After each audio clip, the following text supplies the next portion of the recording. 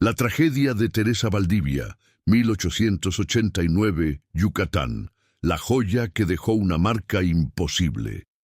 Bienvenido a este espacio donde la historia guarda silencio y los registros oficiales dejan más preguntas que respuestas. Antes de comenzar, te invito a escribir en los comentarios desde qué lugar nos estás escuchando y si este relato te encuentra de día o en plena noche. Nos interesa saber hasta dónde llegan estas historias y en qué momento del tiempo vuelven a cobrar vida. En este canal exploramos casos reales, desapariciones y misterios ocurridos en distintas ciudades de México, relatos que fueron ocultados, ignorados o simplemente olvidados con los años. Si te atraen las historias oscuras basadas en hechos reales y quieres seguir descubriendo estos archivos silenciados, suscríbete al canal y activa la campana para no perderte ninguno de nuestros relatos. Capítulo 1. La joya que manchó la piel durante preparativos de boda en la ciudad de Mérida, capital del estado de Yucatán, el domingo 3 de marzo de 1889, aproximadamente a las 9 de la mañana durante las horas finales de preparación antes de la ceremonia matrimonial programada para 11 que uniría a Teresa Valdivia, de 23 años, con don Enrique Castellanos, de 32 años, en la habitación principal de la casa de la familia Valdivia, ubicada en una de las calles principales del centro histórico cerca de la Plaza Grande, cuando Teresa estaba siendo ayudada por su madre, doña Lucía, y por sus hermanas Magdalena y Rosa a vestir el traje de novia que había sido confeccionado durante 8 meses usando tela de seda importada desde Europa. Cuando había llegado el momento de colocar las joyas que completarían el conjunto, doña Lucía había traído estuche rectangular de terciopelo rojo que contenía collar de perlas que, según tradición familiar, había pertenecido a abuela de Teresa y que debía ser usado por novia durante ceremonia como símbolo de continuidad familiar. Doña Lucía había abierto el estuche con cuidado. Había sacado el collar mostrándolo a Teresa con expresión de orgullo. Collar consistía en 3 hileras de perlas blancas pequeñas, unidas por broche de plata, elaboradamente trabajado con diseño floral. Perlas brillaban bajo luz, que entraba por ventana grande creando efecto hermoso que había hecho que Teresa exclamara con alegría: «¡Es precioso, mamá! Será honor usar collar de abuela durante ceremonia». Doña Lucía había respondido con voz llena de emoción: «Tu abuela Josefina habría estado tan orgullosa de verte usar su collar en día de boda. Ella lo usó durante su propia boda en 1835. Tu bisabuela lo usó antes de eso, y ahora tú continuarás tradición». Había colocado collar cuidadosamente alrededor del cuello de Teresa. Había ajustado broche en parte posterior del cuello, asegurando que collar quedara posicionado apropiadamente sobre corpino de vestido de novia. Teresa había mirado hacia espejo grande, admirando cómo perlas complementaban vestido blanco, creando conjunto elegante, apropiado para boda de familia de clase alta. Pero aproximadamente 5 minutos después de que collar había sido colocado, Teresa había comenzado a sentir sensación extraña en piel donde perlas hacían contacto con cuello. Sensación había comenzado como picazón ligera que había atribuido inicialmente a nerviosismo natural de novia en día de boda. Pero sensación había intensificado durante minutos siguientes, convirtiéndose en irritación más pronunciada que había causado que Teresa llevara mano a cuello frotando área afectada. Magdalena, que estaba ayudando a arreglar velo, había notado movimiento. «Teresa, ¿pasa algo? ¿Te molesta el collar?» Teresa había respondido con tono de incertidumbre: «No sé. Siento irritación en cuello donde perlas tocan piel. Es sensación extraña, como si algo estuviera quemando piel ligeramente». Doña Lucía había acudido inmediatamente con expresión de preocupación. ¿Quemando? Déjame ver. Había examinado cuello de Teresa girándola hacia luz, y lo que había visto había causado alarma inmediata.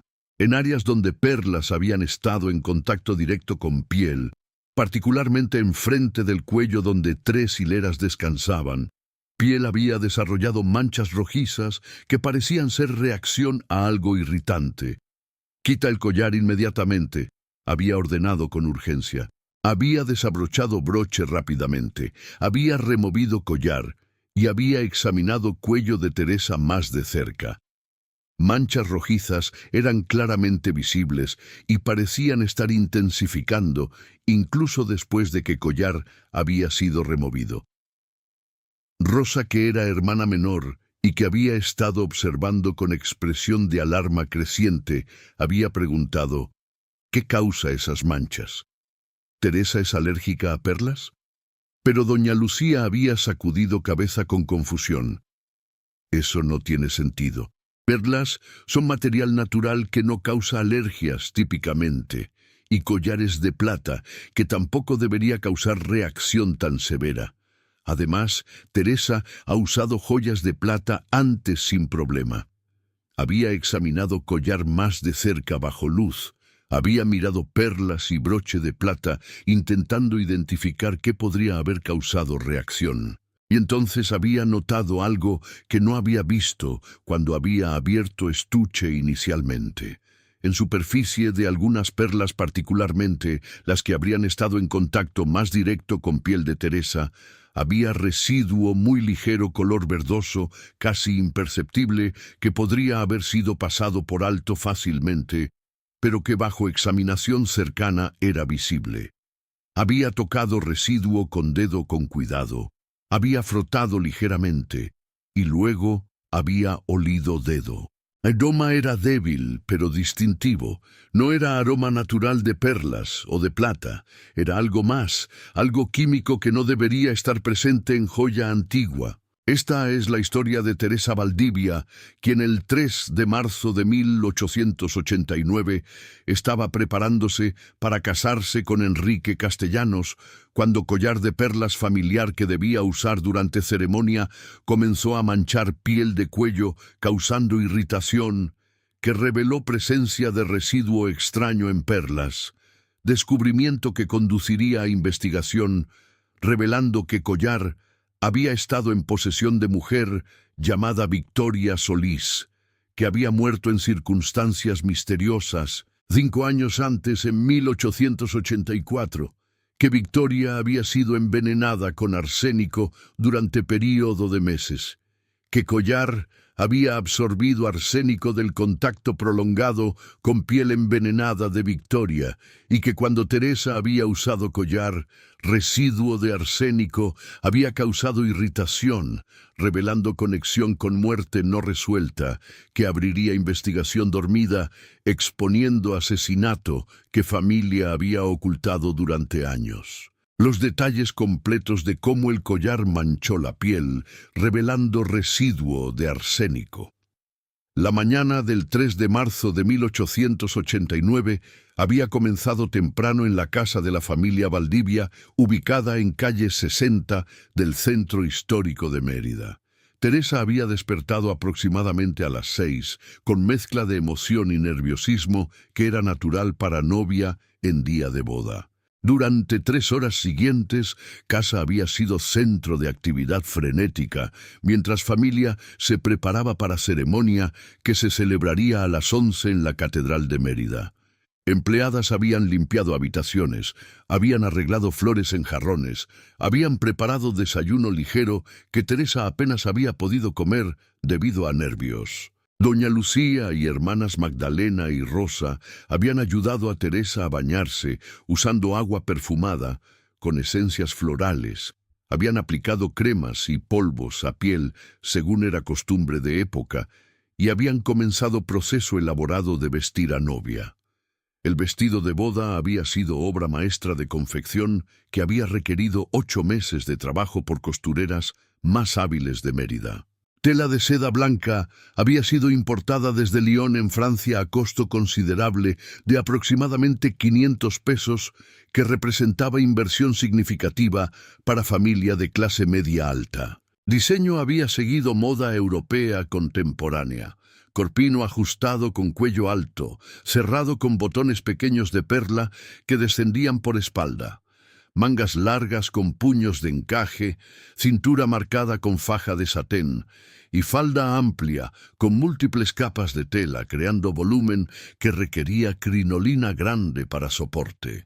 Velo de encaje blanco que había sido tejido a mano por monja en convento local, se extendía 3 metros detrás de Teresa y sería sostenido durante procesión en iglesia por 4 niñas pequeñas que eran primas actuando como pajes.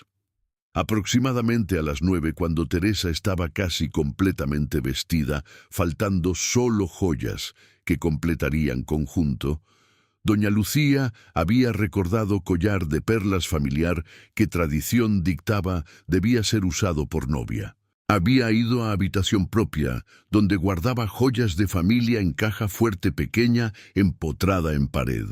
Había sacado estuche de terciopelo rojo que contenía collar que, según historia familiar, había pertenecido a abuela Josefina, que había muerto en 1862, aproximadamente 27 años antes. Collar había pasado luego a posesión de madre de doña Lucía, que lo había guardado durante años, y después de muerte de ella en 1870 había pasado a doña Lucía.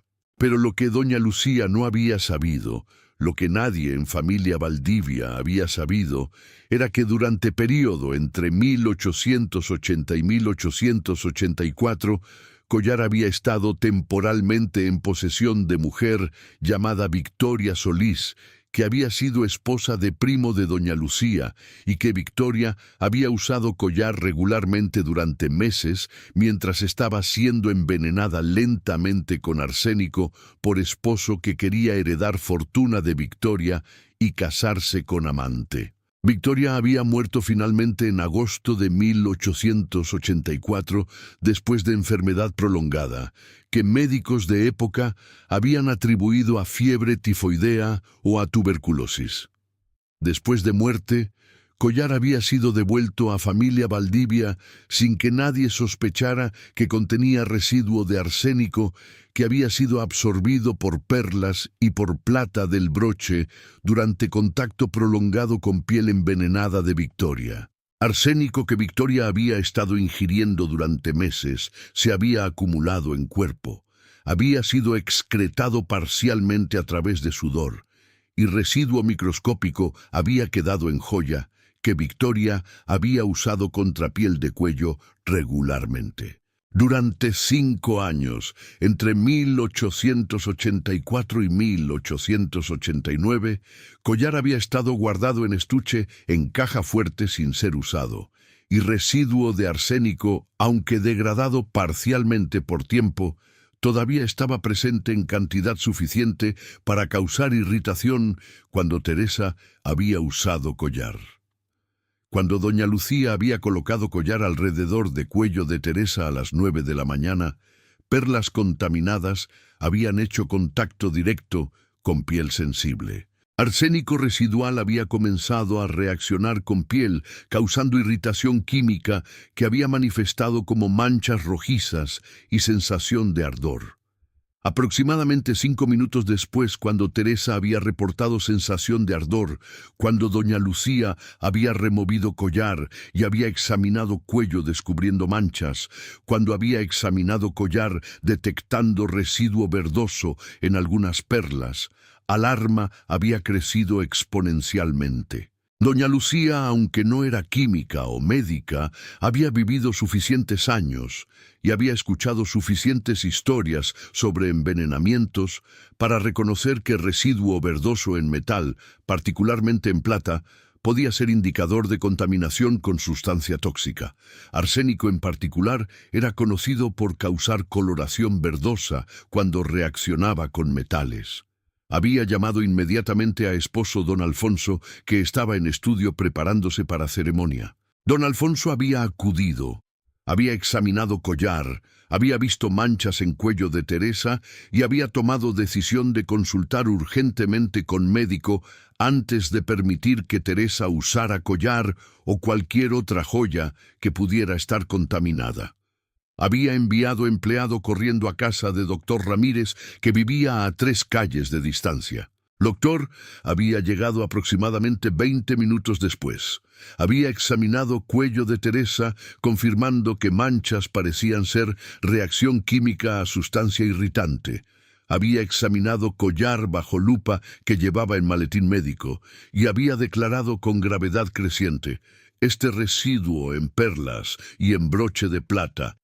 Necesito realizar pruebas, pero apariencia sugiere posible contaminación con arsénico u otra sustancia tóxica similar.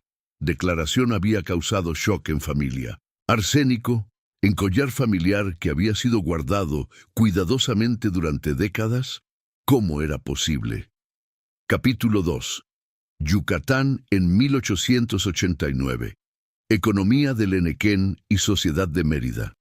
Yucatán en 1889 era región que experimentaba transformación económica dramática impulsada por cultivo de henequén, planta de agave que producía fibra resistente usada principalmente para fabricar cuerda y cordel, que era esencial para agricultura, particularmente para atar gavillas de trigo durante cosecha en regiones productoras de grano en Estados Unidos y Europa.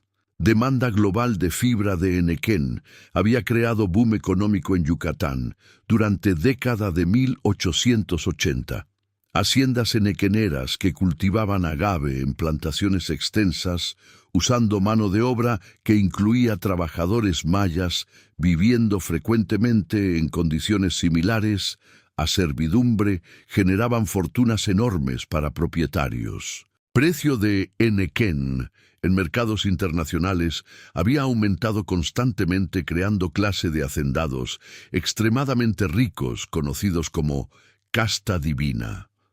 Mérida, como capital, servía como centro comercial y social de esta economía. Ciudad tenía aproximadamente 60.000 habitantes en 1889. Había sido embellecida con edificios nuevos construidos en estilo neoclásico francés que reflejaban aspiraciones cosmopolitas de élite yucateca que viajaba frecuentemente a Europa y que importaba productos de lujo desde París.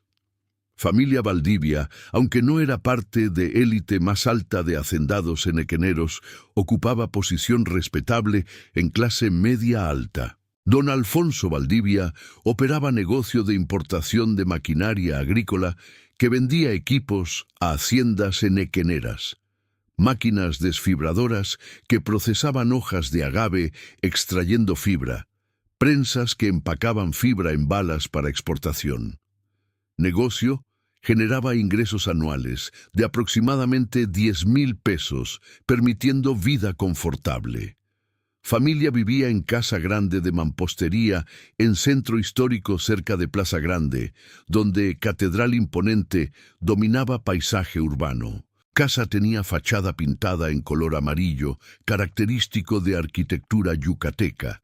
Tenía patio interior con fuente central y estaba decorada con muebles importados de Europa mezclados con artesanías locales. Enrique Castellanos, que era novio de Teresa, provenía de familia similar. Padre operaba almacén que compraba henequén de haciendas pequeñas y medianas, consolidando cargamentos para exportación. Matrimonio entre Teresa y Enrique era alianza apropiada entre familias de posición social similar, pero lo que ni familia Valdivia ni familia Castellanos habían sabido era que collar que Teresa iba a usar durante ceremonia llevaba secreto terrible. Evidencia física de asesinato que había ocurrido 5 años antes y que nunca había sido investigado apropiadamente. Capítulo 3. La historia completa de Victoria Solís. Envenenamiento lento con arsénico. Durante meses, Victoria Solís había nacido en Mérida en 1858 en familia de comerciantes prósperos. Padre había operado negocio de exportación de Enequén, acumulando fortuna considerable durante boom económico. Cuando padre había muerto en 1878, Victoria, como hija única, había heredado fortuna que incluía casa grande en Mérida, inversiones en múltiples haciendas enequeneras y efectivo de aproximadamente 50,000 pesos, cantidad enorme para época.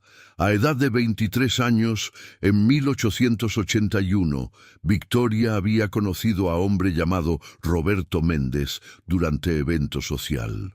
Roberto tenía 30 años, era guapo y encantador. Decía ser comerciante, aunque negocios específicos que operaba eran vagos. Había cortejado a Victoria intensivamente durante meses, y Victoria, que había sido mujer romántica e ingenua, había caído enamorada. Habían casado en enero de 1882. Durante primeros meses de matrimonio, Victoria había sido feliz creyendo que había encontrado amor verdadero. Pero gradualmente había descubierto que Roberto no era quien pretendía ser. No tenía negocios legítimos. Había acumulado deudas considerables con múltiples acreedores. Había cortejado a Victoria específicamente por fortuna que había heredado. Cuando Victoria había confrontado a Roberto sobre deudas y sobre engaño, él había mostrado el lado violento y controlador de carácter. Había comenzado a controlar acceso de Victoria a dinero propio. Había amenazado con violencia si Victoria intentaba terminar matrimonio, y había comenzado a maltratar física y emocionalmente. Victoria había quedado atrapada. En sociedad de época divorcio, era casi imposible, particularmente para mujer, y revelar públicamente abuso habría causado escándalo que Victoria había temido. Había vivido en matrimonio infeliz durante años, soportando abuso, mientras Roberto gastaba fortuna de Victoria en apuestas y en mantener amante llamada Lucinda, con quien había estado involucrado durante años. Aproximadamente en principios de 1884, Roberto había tomado decisión de eliminar a Victoria para poder heredar fortuna restante y casarse con Lucinda. Había comenzado a envenenar a Victoria usando arsénico que había obtenido comprando veneno para ratas, que era vendido libremente en farmacias de época. Arsénico era veneno perfecto para asesino paciente. En dosis pequeñas causaba síntomas que imitaban enfermedades comunes como problemas gastrointestinales, debilidad general y fiebre.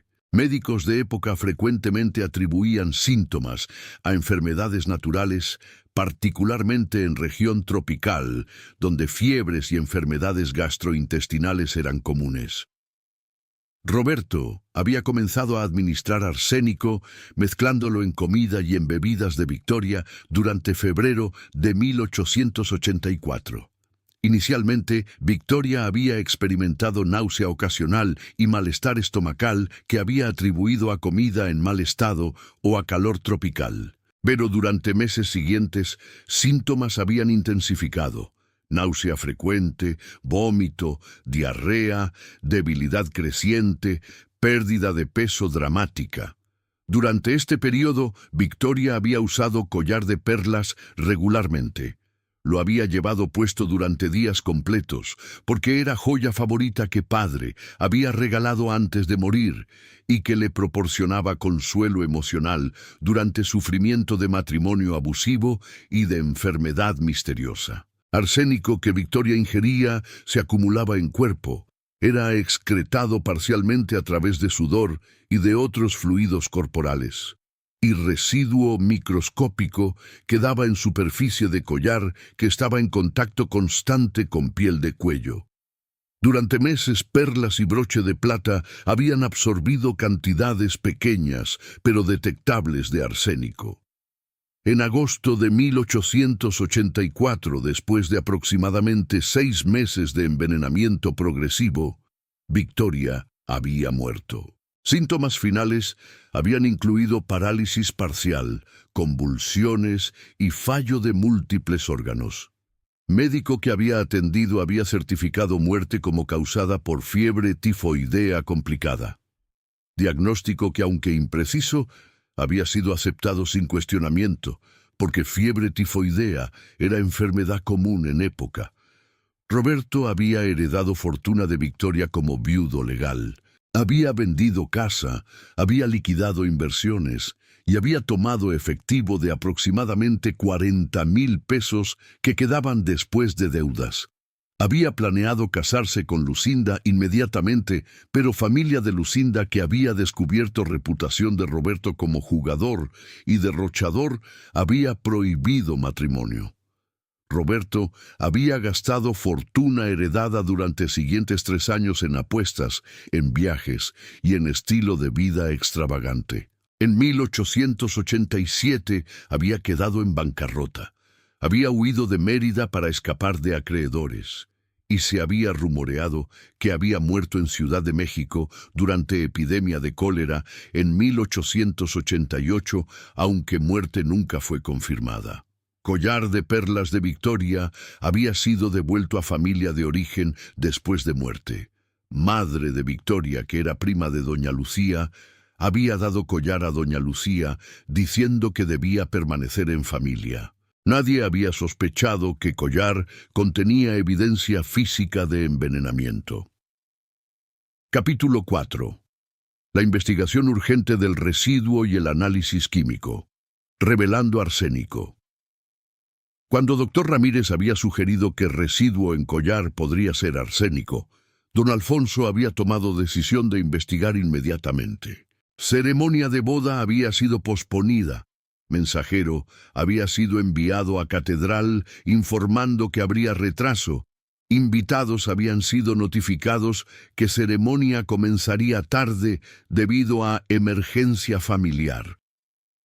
Dr. Ramírez había llevado collar al laboratorio químico de farmacia principal de Mérida, donde farmacéutico llamado don Miguel Torres, que tenía conocimiento de análisis químicos, había aceptado realizar pruebas inmediatamente, dado urgencia de situación. Prueba para arsénico en época era relativamente simple, aunque no tan precisa como métodos modernos. Don Miguel había usado test de Marsh, procedimiento desarrollado en 1836 que detectaba presencia de arsénico mediante reacción química que producía gas, que cuando era calentado producía depósito metálico característico. Había raspado residuo de varias perlas y de broche de plata. Había disuelto material en ácido, había realizado procedimiento químico y después de aproximadamente 1 hora de trabajo había llegado a conclusión definitiva. Hay arsénico presente sin duda. Cantidad es pequeña pero detectable. Este collar ha estado en contacto con arsénico en algún momento.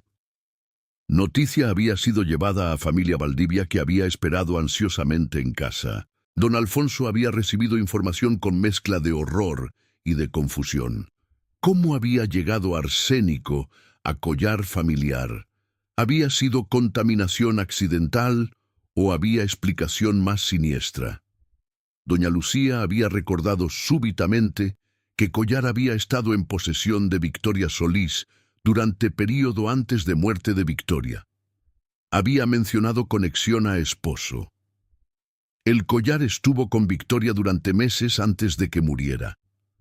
Madre de Victoria me lo devolvió después del funeral. Podría haber relación. Don Alfonso había considerado implicación. Victoria había muerto en 1884, de lo que médicos habían diagnosticado como fiebre tifoidea. Pero síntomas que don Alfonso recordaba haber escuchado, náusea prolongada, debilidad, pérdida de peso, eran consistentes también con envenenamiento por arsénico. Había decidido consultar con autoridades. Había acudido a oficina de juez local don Esteban Ávila explicando situación. Collar contaminado con arsénico. Conexión con Victoria Solís, que había muerto 5 años antes en circunstancias que ahora parecían sospechosas. Don Esteban había tomado caso seriamente. Aunque 5 años habían pasado, asesinato no tenía prescripción. Si Victoria había sido envenenada, era crimen que debía ser investigado.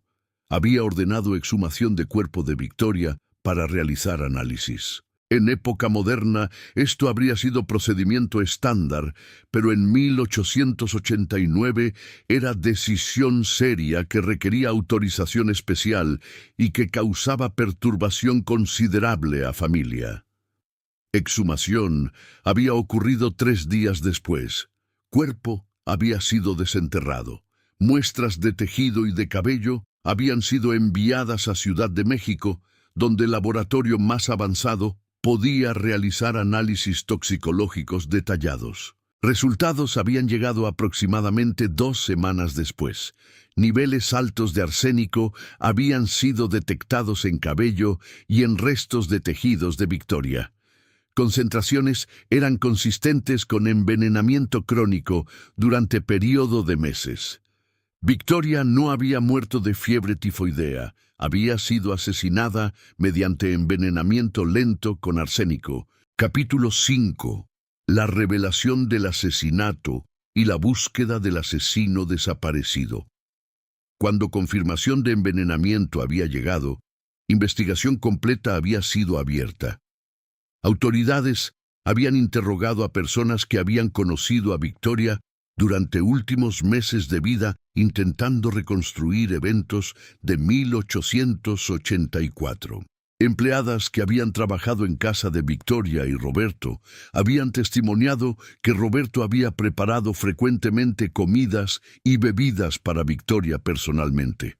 Comportamiento inusual para hombre de clase alta en época cuando cocina era dominio de empleadas. Habían notado que Victoria había comenzado a enfermar poco después de que Roberto había asumido este rol. Vecinos habían testimoniado sobre relación abusiva que habían observado, sobre gritos que habían escuchado provenientes de casa, sobre moretones que habían notado en Victoria ocasionalmente. Amante de Roberto, Lucinda, había sido localizada e interrogada. Había revelado que Roberto había prometido casarse con ella, que había dicho que Victoria pronto no sería problema, y que después de muerte de Victoria había intentado convencer a Lucinda de casarse inmediatamente. Evidencia era abrumadora.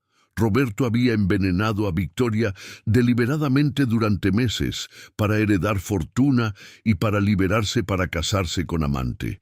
Pero Roberto no podía ser arrestado porque había desaparecido. Últimos reportes situaban en Ciudad de México en 1887, pero pista se había enfriado. Orden de arresto fue emitida, pero nunca fue ejecutada. En cuanto a boda de Teresa, había sido finalmente celebrada aproximadamente un mes después de incidente con collar, después de que Teresa se había recuperado completamente de irritación en piel. Ceremonia había sido marcada por historia dramática que había emergido de joya contaminada. Capítulo 6. Las consecuencias. Para múltiples familias y el trauma de descubrimiento. Historia de collar envenenado se volvió escándalo en Mérida. Familia de Victoria, que nunca había sospechado asesinato, quedó devastada por revelación. Familia de Teresa quedó traumatizada por haber casi usado joya contaminada. Collar fue destruido por orden de autoridades. Perlas fueron disueltas químicamente para eliminar cualquier rastro de arsénico. Caso se volvió advertencia sobre vigilancia en muertes súbitas y sobre importancia de análisis toxicológicos cuando síntomas parecían sospechosos. Capítulo 7. El legado de joya que reveló asesinato olvidado. Teresa y Enrique vivieron matrimonio largo. Tuvieron 5 hijos. Historia de collar fue contada como recordatorio de cómo verdad puede emerger de maneras inesperadas. Victoria fue recordada no solo como víctima de esposo cruel, sino como mujer, cuya muerte, aunque olvidada durante años, fue finalmente reconocida como asesinato gracias a evidencia preservada accidentalmente en joya que había amado. Descansa en paz, Victoria Solís. Fuiste envenenada lentamente por esposo que quería tu fortuna. Sufriste durante meses sin saber que estabas siendo asesinada. Moriste diagnosticada incorrectamente con fiebre tifoidea. Tu collar guardó evidencia de crimen durante 5 años hasta que manchas en piel de Teresa revelaron arsénico residual. Verdad finalmente emergió, aunque asesino nunca enfrentó justicia. Si esta historia te ha llegado, te invito a dejar tu me gusta, a suscribirte y a activar la campanita. ¿Qué te impacta más? ¿Que joya familiar estuviera contaminada con arsénico? ¿Que envenenamiento de Victoria no fuera detectado durante 5 años? ¿O que evidencia fuera preservada accidentalmente en Perlas? Comparte tus pensamientos en comentarios. La descripción detallada de los preparativos de la mañana y el ambiente en la Casa Valdivia, la casa de la familia Valdivia en la calle 60 del Centro Histórico de Mérida, había sido construcción impresionante de 2 pisos edificada durante 1860, durante época de prosperidad temprana, de boom del Henequén. Fachada exterior había sido pintada en color amarillo intenso, característico de arquitectura yucateca colonial, con molduras decorativas alrededor de ventanas y puertas pintadas en blanco creando contraste elegante. Portal grande de madera tallada con bisagras de hierro forjado conducía desde calle hacia zaguán fresco que servía como entrada principal. Interior de casa había sido diseñado siguiendo plano tradicional de casas coloniales yucatecas. Zaguán conducía a patio interior grande rodeado por corredores cubiertos con arcos de medio punto sostenidos por columnas de piedra.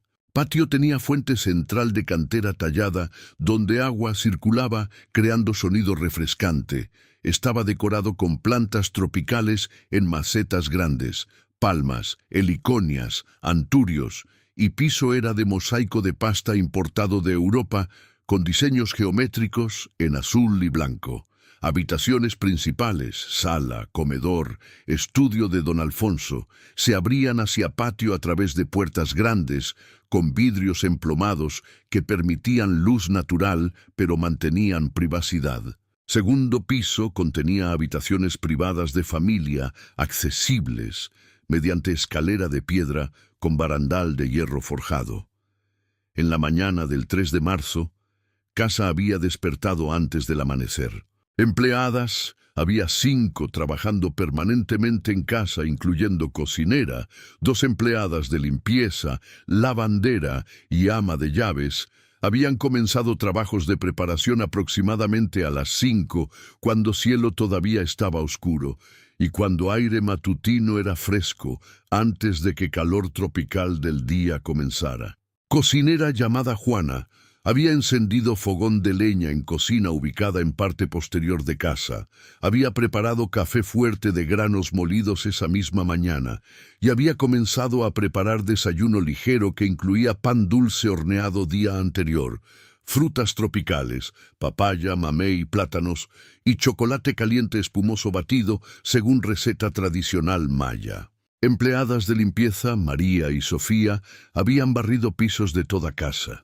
Habían sacudido muebles, habían limpiado ventanas permitiendo que luz entrara limpia y brillante, y habían colocado arreglos florales frescos en sala y en comedor, usando flores que habían sido cortadas de jardín esa madrugada, rosas tropicales, bugambilias rojas y fucsias, jazmines blancos que llenaban aire con fragancia dulce.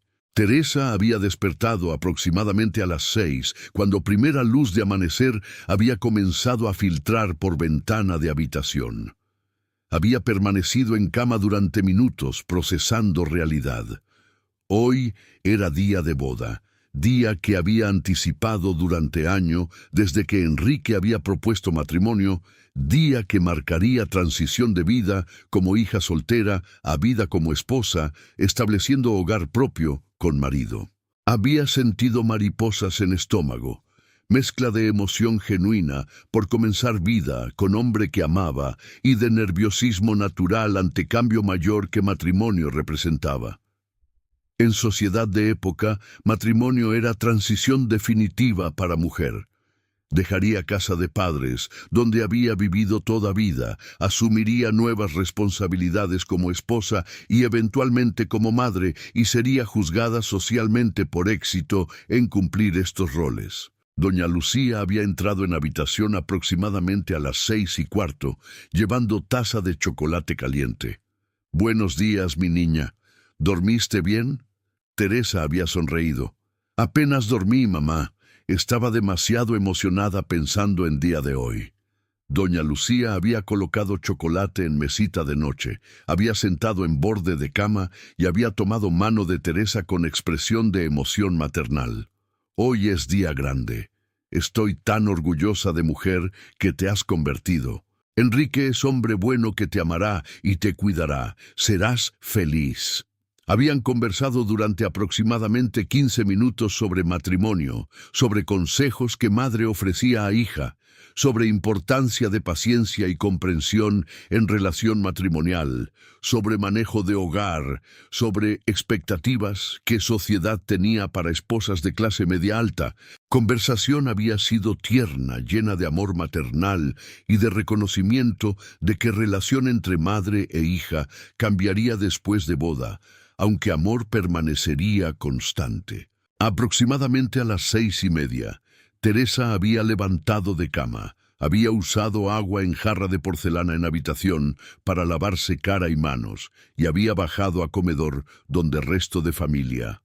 Don Alfonso, hermanas Magdalena, que tenía 21 años, y Rosa, que tenía 19, y hermano menor Carlos, que tenía 16, estaban reunidos para desayuno familiar final antes de que Teresa se convirtiera en esposa. Desayuno había sido evento emocional lleno de brindis con chocolate caliente, de bromas afectuosas sobre cómo Teresa se convertiría en señora seria después de matrimonio, y de expresiones de amor fraternal. Don Alfonso, que era hombre generalmente reservado, en expresión de emociones, había hablado con voz que temblaba ligeramente. «Teresa, eres mi hija mayor. Verte crecer ha sido alegría de mi vida. Hoy te entrego a Enrique sabiendo que serás feliz, pero siempre serás mi niña». Después de desayuno, que había durado aproximadamente 45 minutos, Teresa había regresado a habitación donde proceso elaborado de preparación para boda había comenzado. Primero había sido baño ceremonial. Tina grande de cobre había sido llenada con agua calentada en cocina, había sido perfumada con esencias florales, agua de rosas, extracto de azahar, y Teresa había sido bañada con ayuda de doña Lucía y hermanas, según era costumbre. Proceso había durado aproximadamente 30 minutos, durante los cuales piel había sido limpiada meticulosamente, cabello largo había sido lavado con jabón perfumado, y Teresa había emergido del baño sintiéndose renovada. Luego había comenzado proceso de vestir ropa interior apropiada, camisola de algodón fino, en aguas múltiples de tela blanca almidonada que crearían volumen apropiado para falda de vestido. Corsé que había sido ajustado cuidadosamente por doña Lucía, creando silueta de cintura estrecha que moda de época requería, y medias de seda blanca sostenidas por ligas decoradas con encaje. Aproximadamente a las 8:30 había llegado momento de poner vestido de novia. Magdalena y Rosa habían sacado vestido de armario grande, donde había sido guardado cuidadosamente, envuelto en sábana de lino blanco para protegerlo de polvo. Habían extendido vestido en cama, permitiendo que Teresa lo admirara. Vestido era obra maestra que había requerido 8 meses de confección. Costureras principales de Mérida, doña Esperanza Cruz y su hija Carmela, habían trabajado aproximadamente 300 horas combinadas creando prenda. Tela de seda blanca había sido importada desde Lyon en Francia a costo de 500 pesos, que don Alfonso había pagado con orgullo, considerando inversión apropiada para boda de hija mayor. Diseño había seguido moda parisina contemporánea, según ilustraciones que habían llegado en revistas de moda francesas que élite yucateca suscribía. Corpino ajustado con cuello alto, cerrado con aproximadamente 20 botones pequeños de perla auténtica que descendían por espalda, requiriendo asistencia para abrochar, mangas largas que terminaban en puños de encaje de Bruselas importado, cintura marcada con faja de satén blanco que se ataba en lazo grande en parte posterior y falda amplia con múltiples capas de tela, creando volumen dramático que requería crinolina grande de aros de metal cubiertos con tela para mantener forma. Hem del vestido había sido decorado con aplicaciones de encaje cosidas a mano, creando borde elaborado que arrastraba ligeramente en suelo cuando Teresa caminaba. Tren del vestido se extendía aproximadamente 2 metros detrás, creando efecto dramático apropiado para procesión en catedral. Proceso de vestir había requerido aproximadamente 30 minutos, porque cada capa de ropa debía ser colocada cuidadosamente.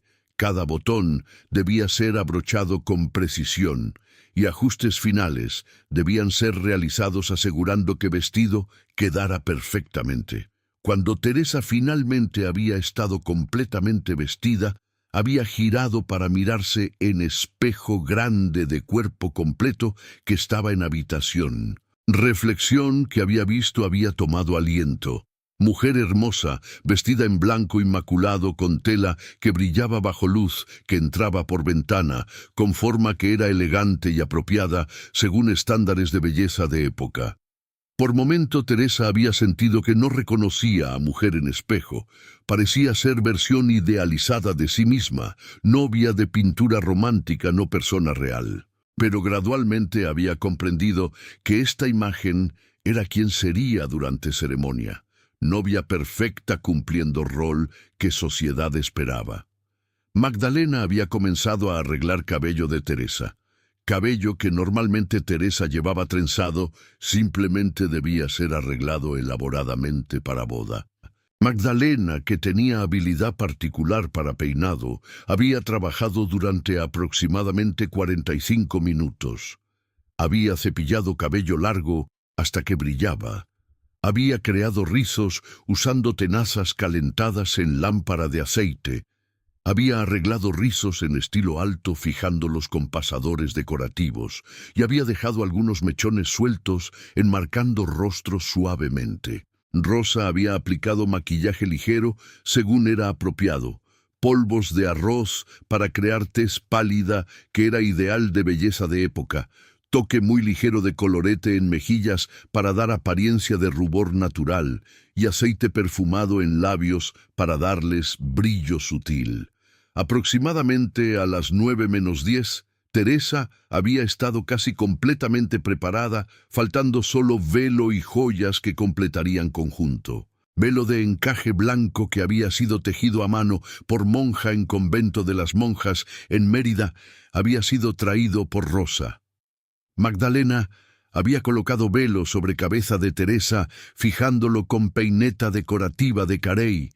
Había arreglado pliegues de encaje, permitiendo que cayeran naturalmente, enmarcando rostro y cubriendo hombros, y había extendido tren de velo detrás de Teresa, creando cola larga de aproximadamente 3 metros, que 4 niñas pequeñas sostendrían durante procesión en catedral. Y entonces había llegado momento de colocar joyas. Doña Lucía había recordado collar de perlas de abuela Josefina que tradición familiar dictaba debía ser usado por novia. Había ido a habitación propia, había abierto caja fuerte y había sacado estuche de terciopelo rojo que contenía collar que llevaba historia familiar de 3 generaciones, pero que también, aunque nadie lo había sabido, llevaba secreto terrible de muerte por envenenamiento que había ocurrido 5 años antes. Y cuando collar había sido colocado alrededor de cuello de Teresa, cuando perlas contaminadas con arsénico residual habían hecho contacto con piel sensible, cuando irritación química había comenzado creando manchas rojizas que revelarían contaminación. Cadena de eventos había sido iniciada que transformaría día de celebración en día de descubrimiento de asesinato olvidado. La historia detallada de Victoria Solís, desde infancia hasta muerte trágica. Victoria había nacido el 12 de abril de 1858 en Casa Grande, en calle 62 de Mérida, misma calle donde familia Valdivia vivía varias cuadras más al norte. Padre don Augusto Solís había sido comerciante exitoso que había comenzado carrera vendiendo productos básicos en mercado, pero que había reconocido oportunidad en boom de Enequén emergente. Durante década de 1860, cuando producción de Enequén había comenzado a expandirse dramáticamente, don Augusto había establecido negocio de exportación comprando fibra de Enequén de haciendas medianas y pequeñas, consolidando cargamentos y exportando a puertos en Estados Unidos y Europa donde demanda era creciente. Negocio había prosperado permitiendo que don Augusto acumulara fortuna considerable. Victoria había crecido en ambiente de privilegio relativo. Había asistido a escuela para niñas de familias respetables, donde había aprendido a leer y escribir en español. Había estudiado francés básico, que era marca de educación refinada. Había aprendido piano y bordado según era apropiado para señoritas de clase alta. Y había sido educada en valores católicos y en expectativas sociales para mujeres de época. Había sido niña alegre y romántica, según testimonios de personas que la habían conocido. Había amado leer novelas románticas, particularmente obras de autores franceses, que habían sido traducidas al español. Había disfrutado tocar piano, interpretando piezas de compositores clásicos, y había soñado con encontrar amor verdadero y establecer matrimonio feliz, según ideal romántico que literatura había cultivado. Durante adolescencia, Victoria había sido considerada una de muchachas más hermosas de su generación en Mérida, cabello negro largo y grueso, ojos grandes color café oscuro, tez clara que era valorada en sociedad de época y figura elegante. Múltiples pretendientes de familias respetables habían expresado interés durante años cuando Victoria había tenido entre 18 y 22 años. Pero Victoria había rechazado propuestas múltiples, esperando encontrar conexión emocional genuina, no solo alianza práctica entre familias. Había creído en amor romántico, había querido casarse por amor, no por conveniencia, y había esperado que hombre perfecto eventualmente aparecería. Cuando padre don Augusto había muerto súbitamente en octubre de 1878 de ataque al corazón a edad de 52 años, Victoria había quedado devastada emocionalmente. Padre había sido figura central en vida, había sido protector y consejero, y pérdida había sido golpe tremendo. Situación financiera había complicado duelo. Como hija única, Victoria había heredado fortuna entera que incluía casa grande en Mérida valorada en aproximadamente 15,000 pesos, inversiones en 3 haciendas enequeneras que generaban ingresos pasivos de aproximadamente 3,000 pesos anuales y efectivo y valores de aproximadamente 50,000 pesos depositados en banco. Fortuna había hecho a Victoria mujer extremadamente rica para estándares de época. Podría haber vivido confortablemente durante décadas sin trabajar simplemente de ingresos de inversiones. Pero Fortuna también la había convertido en objetivo para hombres sin escrúpulos, que veían oportunidad de enriquecerse mediante matrimonio. Madre de Victoria. Doña Carmen había muerto años antes, en 1865, cuando Victoria había tenido solo 7 años.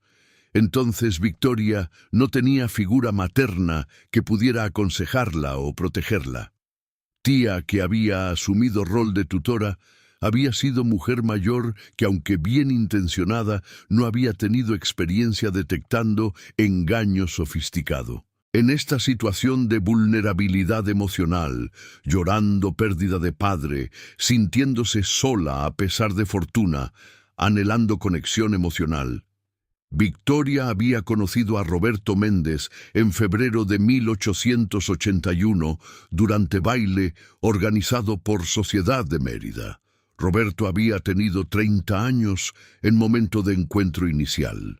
Había sido hombre extremadamente guapo según múltiples testimonios, alto aproximadamente 1,85 m, constitución atlética, rasgos faciales simétricos, cabello oscuro peinado según moda europea y bigote bien cuidado. Había vestido trajes importados de Europa.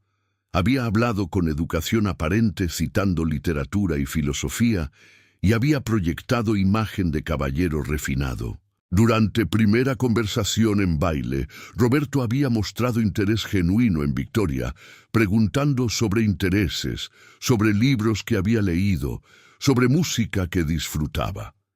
Había descubierto que compartían amor por literatura romántica francesa.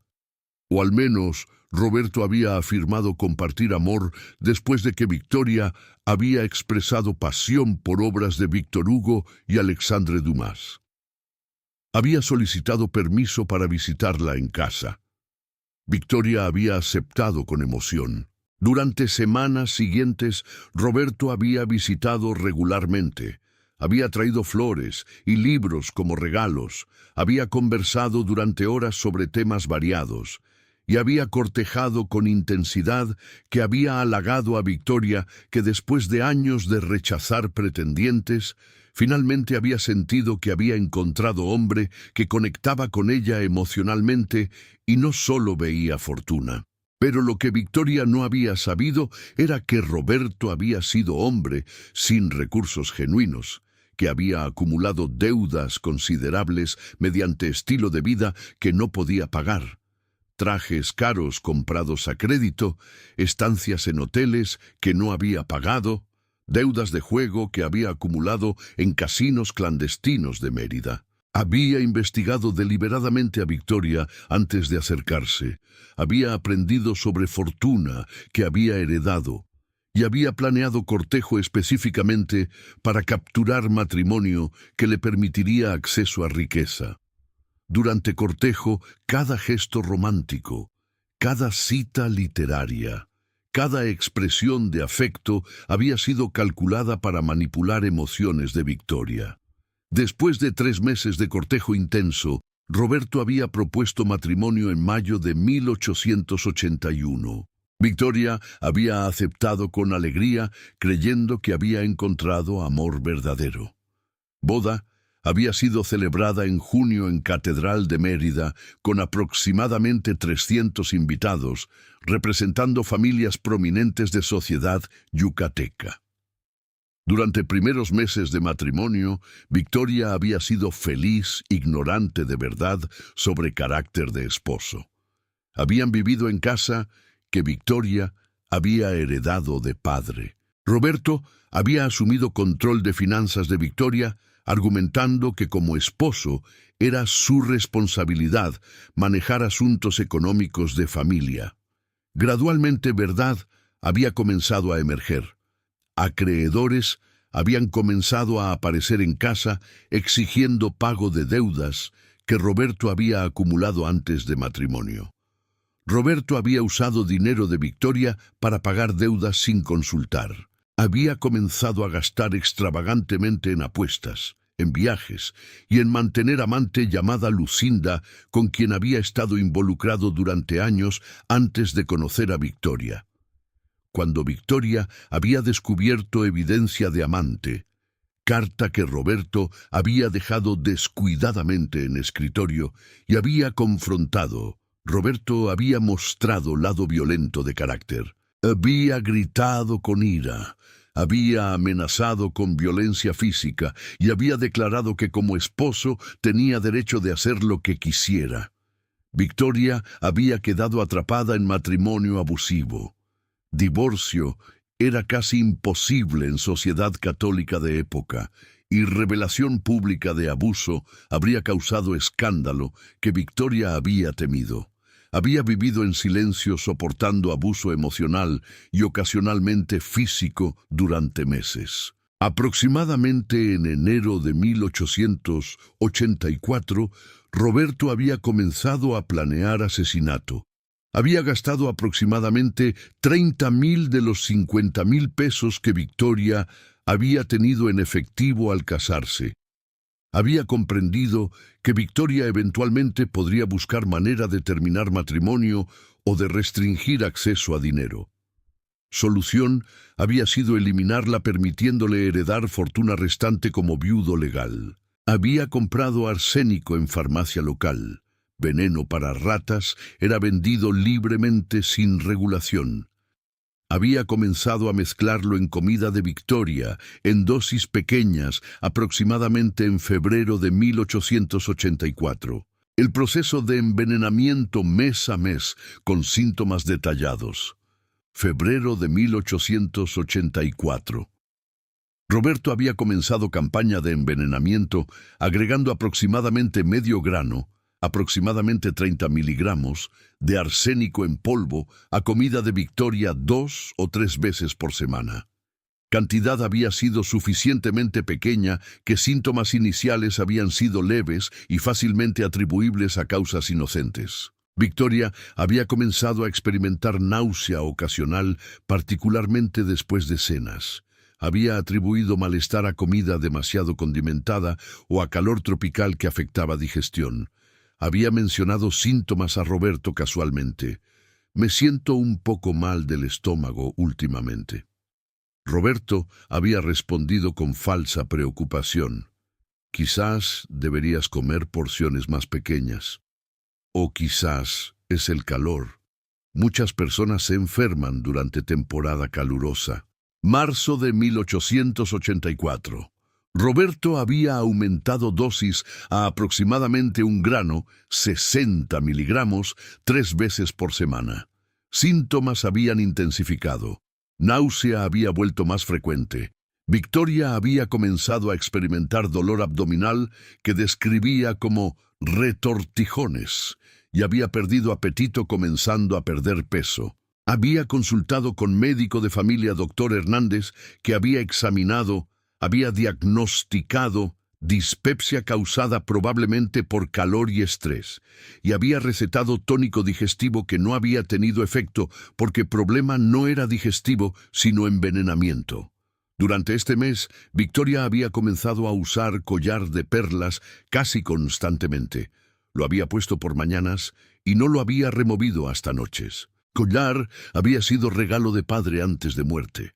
Había proporcionado consuelo emocional durante sufrimiento de matrimonio infeliz y había vuelto casi talismán que llevaba buscando protección y conexión con memoria de padre. Abril-mayo de 1884. Síntomas habían progresado a severidad mayor. Vómito se había vuelto frecuente particularmente por mañanas. Diarrea había comenzado causando deshidratación. Debilidad general había hecho que Victoria pasara días enteros en cama, incapaz de levantarse, y pérdida de peso había continuado. Victoria, que normalmente había pesado aproximadamente 55 kilos, había perdido aproximadamente 8 kilos durante 3 meses. Dr. Hernández había sido llamado nuevamente. Había considerado posibilidad de fiebre tifoidea, que era enfermedad común en trópicos, pero ausencia de fiebre alta y constante había hecho diagnóstico incierto. Había recetado reposo y dieta ligera. Durante este período, Roberto había mostrado fachada de esposo preocupado, visitando frecuentemente habitación de Victoria, preguntando sobre síntomas, ofreciendo traer comida y bebida. Cada gesto de cuidado había sido oportunidad para administrar arsénico adicional. Victoria, que había estado debilitada y que había dependido de Roberto para cuidado, no había sospechado que esposo era fuente de enfermedad. Junio-julio de 1884. condición había deteriorado dramáticamente. Vómito había vuelto violento y frecuente, causando que Victoria no pudiera retener comida. Deshidratación había vuelto severa, causando piel seca y ojos hundidos. Debilidad había progresado a punto donde Victoria apenas podía caminar, necesitando asistencia para ir de cama a silla. Y confusión mental había comenzado. Victoria había tenido episodios donde no recordaba eventos recientes o donde había confundido presente con pasado. Cabello había comenzado a caerse en cantidades alarmantes, síntoma característico de envenenamiento crónico con arsénico, pero que médicos de época frecuentemente atribuían a estrés de enfermedad. Familia extendida, tía, primos, habían visitado expresando preocupación profunda. Habían sugerido consultar especialista de Ciudad de México, pero Victoria había estado demasiado débil para viajar. Agosto de 1884. Durante primera semana de agosto, síntomas finales habían aparecido.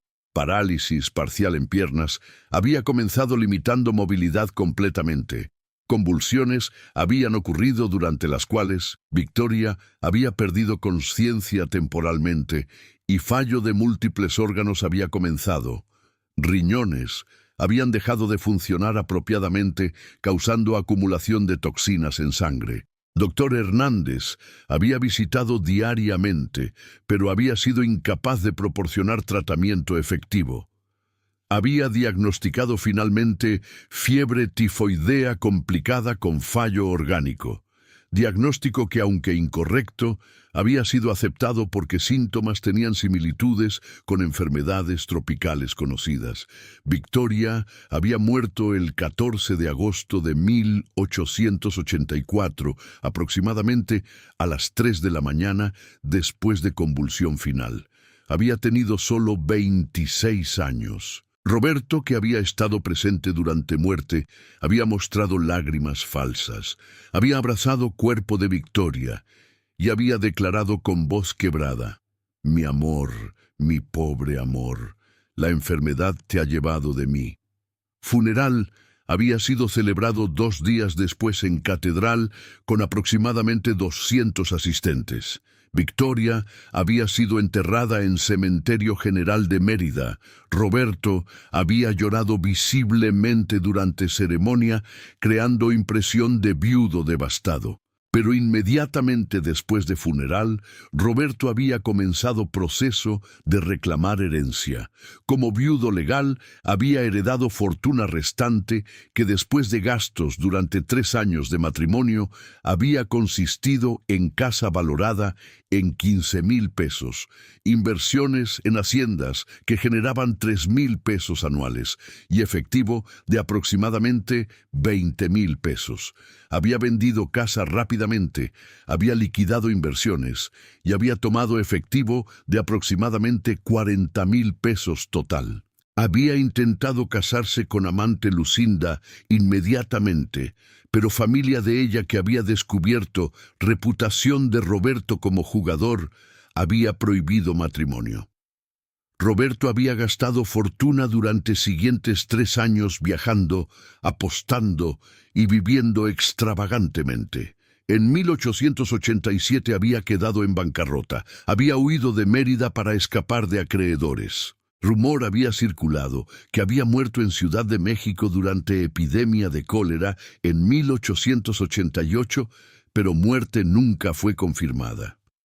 Y collar de perlas que Victoria había usado casi constantemente durante últimos meses de vida, collar que había absorbido arsénico del sudor de piel envenenada, había sido devuelto a familia después de funeral sin que nadie sospechara que contenía evidencia de asesinato. Gracias por escuchar esta historia de joya que manchó piel de novia, revelando conexión con asesinato no resuelto, caso que demostró cómo verdad puede emerger cuando menos se espera. Hasta el próximo caso. Si esta historia te ha llegado, te invito a dejar tu me gusta, a suscribirte y a activar la campanita. Comparte en los comentarios. Gracias. Hasta el próximo caso.